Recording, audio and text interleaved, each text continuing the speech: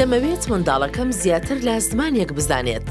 بە کوردیەکی پاراویش قسە بکات، دەمەوێت منداڵەکەم متمانەیەکی بەهێزی بەخۆی هەبێت. دەمەوێت منداڵەکەم لە قوتابخانەیەکی نێودەوڵەتی بخوێنێت.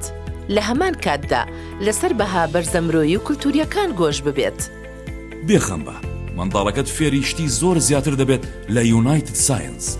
قوتابخانە بنەڕەتەکانی یونایتد ساینس نێودەوڵەتیە و ڕێگەپێدراوی فەرمی زانکۆی کەمبرێجی بەریتانیا بۆ بەکارهێنانی پەیڕەوی خوێندنی زمانی ئینگلیزی و زانست و بیرکاری. یونایتد ساینس ئامانجێتی تاکێکی کارامە و داهێنەر و لێهاتوو بۆ کۆمەڵگا بەرهەم بهێنێت.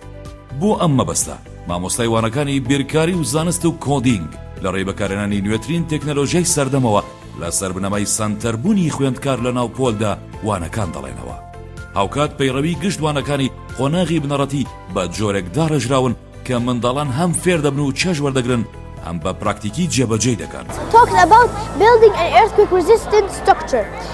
Now we're going to take this structure and we're going to put it here. Nothing, just the box and the structure. It will fall down really fastly. هاوکات لە قۆناغی بنەڕەتیدا خوێندکاران دەرفەتیان بۆ دەرەخسێت تاکو بەشداری لە پێشبڕکێ و تاقیکردنەوە نێودەوڵەتیەکاندا بکەن.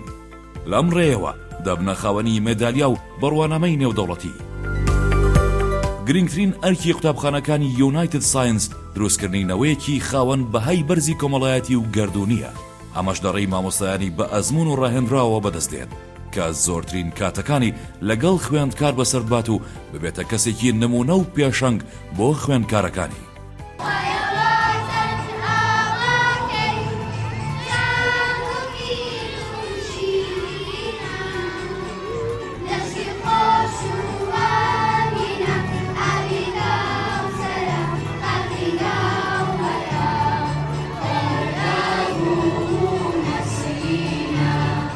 یونایتد ساینس بۆ داهاتوویەکی گەش.